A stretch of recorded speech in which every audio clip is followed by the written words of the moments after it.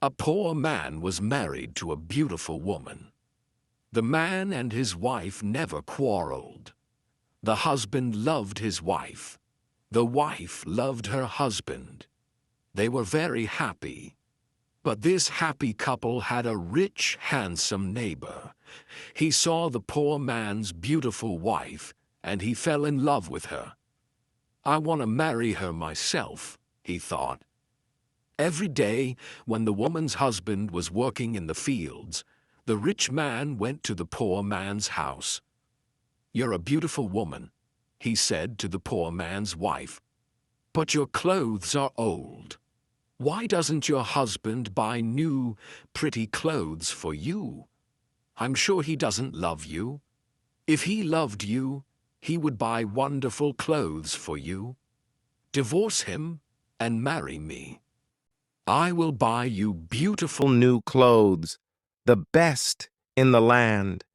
Then you will be the most beautiful woman in Ethiopia." At first, the woman didn't listen to the rich man, but he came to her house every day, and every day he said the same things. At last, she began to think, "Perhaps my neighbor is right. Why doesn't my husband buy beautiful new clothes for me? Perhaps he doesn't love me." That night, she said to her husband, "Look at me, husband. My clothes are old and ugly. I want new ones. Buy me some new clothes." Her husband smiled at her. "You don't need new clothes," he said. "You are the most beautiful woman in the world to me." She was angry. "Don't you love me?" she said. "If you love me, buy me a new dress." Her husband loved his wife, and he wanted to please her. "I have only a little money," he thought, "and I need a new plow. But I want my dear wife to be happy." So the next day he went to the market, and he bought a new dress for his wife. He took it home to her, and she put it on. "Thank you, my dear husband," she cried. "Now I know that you love me." When the rich man came to see her again, she was wearing her new dress. "You see," she said to him, "my husband loves me very much. He bought me this beautiful new dress." The rich man shook his head. "But a good husband doesn't only give his wife new clothes," he said. "He gives her gold. Where's your gold necklace? Where are your gold rings? Why doesn't your husband give you those?" He opened a box and showed her some beautiful gold jewelry. "Look at these," he said. "Divorce your husband and marry me, and I will give all these to you." The woman did not listen to him. "Go away," she said. "I love my husband, and he loves me, and we are happy together." But the rich man came again every day, and every day he showed her the box of jewelry. At last, she began to think, "Perhaps the rich man is right. Why doesn't my husband buy gold for me? Doesn't he love me?" That day, she didn't make a fire. She didn't cook a meal. Her husband came home late after a long day in the fields. He was tired and hungry. "There's no dinner for you tonight," his wife said. "You don't love me." "What?" her husband cried. "But my darling, I love you more than anything. You are the most wonderful person in the world." "Then why don't you buy me some gold jewelry?" she said. "When a man loves his wife, he gives her a gold necklace and rings for her fingers." Her husband looked worried. "I spent money on her new clothes," he thought. "How can I find more for gold? I'll go and see my brother. Perhaps he will lend me the money. I must buy gold for my dear wife. I want her to be happy." The next day he went to visit his brother. "Lend me some money, brother," he said, "and I will work for you in your field." "All right," his brother said, "but you must work hard. There are many stones in my field, and you must move them all away."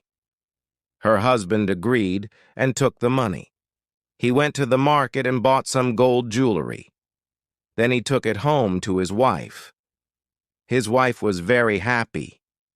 She put the necklace round her neck and put the rings on her fingers. "Look at me," she said. "Am I not beautiful?" "You're very beautiful," her husband said. "If you are happy, I am happy." She put her arms round his neck. Thank you, my dear husband," she said. "Now I know that you love me." The next day, her husband went out very early, before the sun rose in the sky. He ran to his brother's field. It was covered with stones. "I must work very hard now," he thought. "I must start early and stop late. I must pay my debt to my brother." His wife was working happily at home. "I'll make a wonderful dinner for my husband tonight," she thought. "He gives me wonderful presents. He works hard for me. I know that he loves me." "Hello?" a voice called out. "Are you there?" The woman went outside. Her rich neighbor was there. "Ah, it's you," the woman said. "Listen, neighbor, you were wrong about my husband. Yesterday he bought me this beautiful jewelry. He loves me very much, and I love him. I will not divorce him. I will not marry you." The rich man was worried. Her husband loves her too much, he thought. If I want her, I must be clever. At last he said, "Your husband gave you clothes and jewelry, but I can give you more than that." "What? What do you mean?" the woman cried. "Can your husband make miracles?" the rich man asked. "Miracles? No, of course he can't make miracles," the woman answered. "Only God can make miracles. Men cannot make them." "But I can," the man said, "because I love you. Love can make miracles.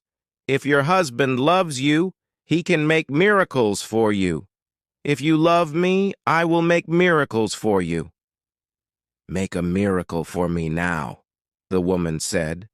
"I can't," the rich man answered. "You must promise to love me first. You must leave your husband and come to me. Then I will make wonderful, wonderful miracles for you." The woman said nothing, and the rich man went away. That night, the poor man came home late. He was very tired and hungry. His wife brought water for him, and he washed himself. She brought delicious food for him, and he ate it. "My poor husband," she thought. "He works so hard for me, and he is so tired and hungry. The rich man is foolish. How can my husband make miracles? It's impossible."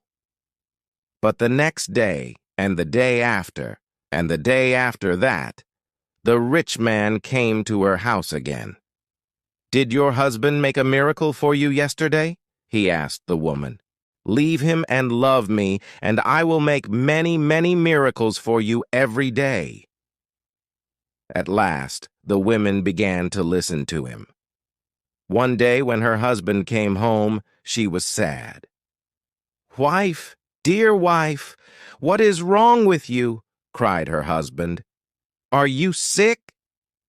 "No," she said. "I'm sad because you do not love me." "What?" cried her husband. "But you know that I love you. I bought you new clothes. I bought you gold jewelry. You're the most precious thing in the world to me." "But you don't make miracles for me," his wife said. Her poor husband was very surprised. "Miracles? Of course I can't make miracles," he said. "Why do you want a miracle? Who gave you the idea?"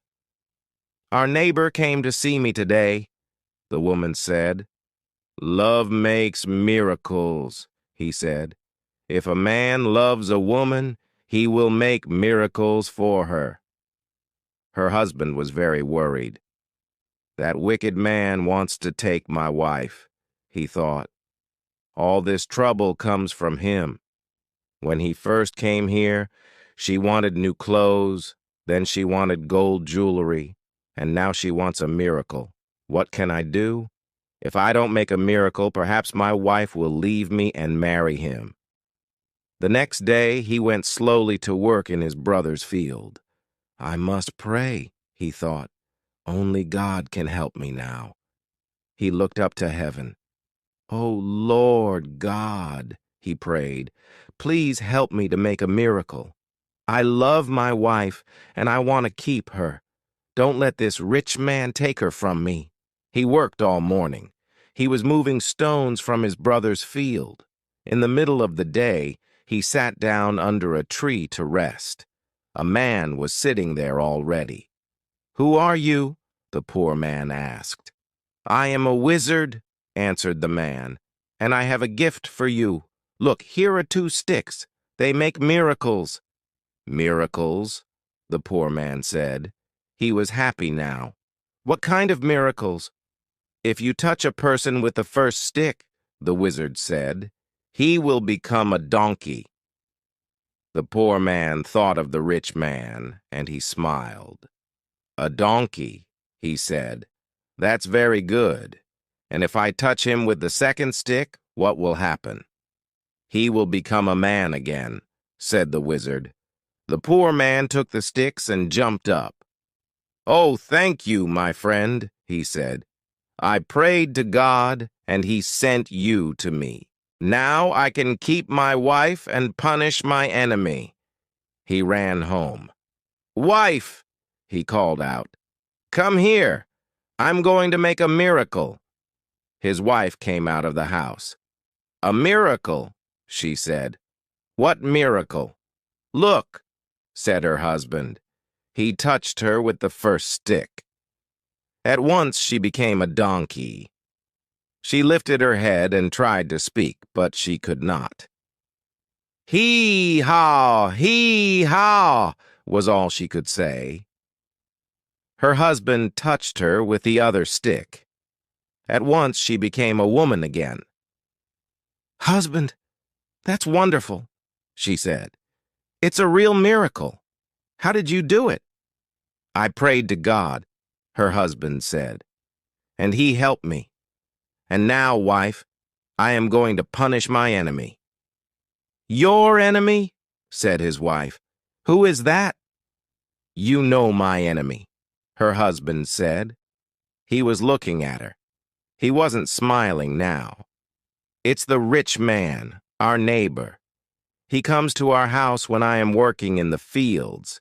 He gives you bad ideas. Ask your husband for new clothes, he says. Ask him for gold jewelry. Ask him for a miracle." Am I right? Did our rich neighbor give you all these ideas? His wife said nothing. "And did you listen to him?" her husband went on. His wife did not look at him. She was ashamed. "I'm sorry," she said. "It's true. He said all those things. He wanted me to divorce you and marry him, and I listened to him." "And do you want to divorce me and marry him?" her husband asked. She looked at him. Her eyes were full of tears. "No, dear husband, I want to stay with you forever, and I will never listen to him again." "Then take this stick," her husband said, "and touch the rich man with it." He gave his wife the first stick, but he hid the second one in the roof. The next day he went to work. Soon the rich man arrived at the woman's house. "Well," he asked her, "and can your husband make miracles yet?" "Yes," she said, and she touched him with the first stick. At once, the rich man changed into a donkey. "Now," said the woman, "you can go to work and help my dear husband." She took the donkey out to the fields. Her husband was working there. He was moving stones from his brother's field. "Ah," he said, "a donkey. Now I can finish the job quickly." From that day, the poor man gave the donkey many heavy loads to carry. The donkey carried stones away from the fields. It took sacks of teff to the market, and it brought flour and coffee home again. For many years the donkey worked for the poor man. The poor man was not so poor now. The donkey was helping him. He was becoming richer. One day the poor man looked at the donkey. It was tired and old. It stood still. Its head was bent down. The poor man was sorry for it. He went into his house and brought out the second stick. Then he touched the donkey with it. At once, the rich man stood there. But he was not a handsome young man now. He was old. His back was bent. He was very, very tired. "You tried to take my wife away from me," the poor man said. "That was wrong. Go home now. Don't look at other men's wives again." The rich man went away, and he never came back again. But the poor man and his wife lived happily together for many more years.